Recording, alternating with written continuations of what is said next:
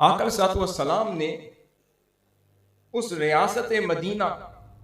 کا ایک دوسرا ونگ تھا، وہاں رہنے والا دوسرا طبقہ وہ مائنورٹیز کا تھا، وہ نان مسلمز کا تھا، جن کو یہود مدینہ کہا جاتا۔ اگر ہم انسائکلوپیڈیا بریٹانیکا اور دیگر انسائکلوپیڈیا سے جائزہ لیں تو پتہ چلتا ہے کہ اس وقت مدینہ منورہ میں آباد جتنے قبائل تھے، جتنے ٹرائبس تھے، جتنی ریاستیں تھیں، جتنے باشندے تھے، ان کی ایک محتاط اندازے کے مطابق ان کی تعداد 12 سے 14,000 بنتی، اور اس میں سے ہزاروں کی تعداد میں وہ اوس اور خزرج کے قبائل سے تعلق رکھنے والے مؤمنین اور مسلمین تھے، اور پھر 7 سے 8,000 کی تعداد میں وہ یہود کے قبائل تھے۔ اور ان میں سے آقا صلی اللہ علیہ وسلم نے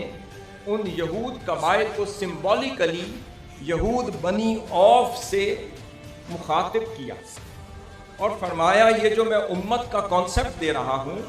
that was the first time ever delivered by Holy Prophet صلی اللہ علیہ وسلم، کہ آپ نے اس یونٹی اور امت کے کانسیپٹ میں صرف مسلمانوں کو نہیں بلکہ یہود مدینہ کو بھی شامل کر دیا، اور فرمایا ان یہود بنی اوف امت مع المؤمنین للیہود دینہم وللمسلمین دینہم موالیہم وانفسہم۔ یہ آرٹیکل 30 کی بات کر رہا ہوں میں، چونکہ اس کانسیپٹ کو جوڑ کے آگے چلنا چاہ رہا ہوں، اس لیے article 30 of the constitution of Medina لے آیا۔ اب یہاں پر آقا صلی اللہ علیہ وسلم نے فرمایا کہ جو یہود بنی اوف ہیں اور ان کے دیگر قبائل،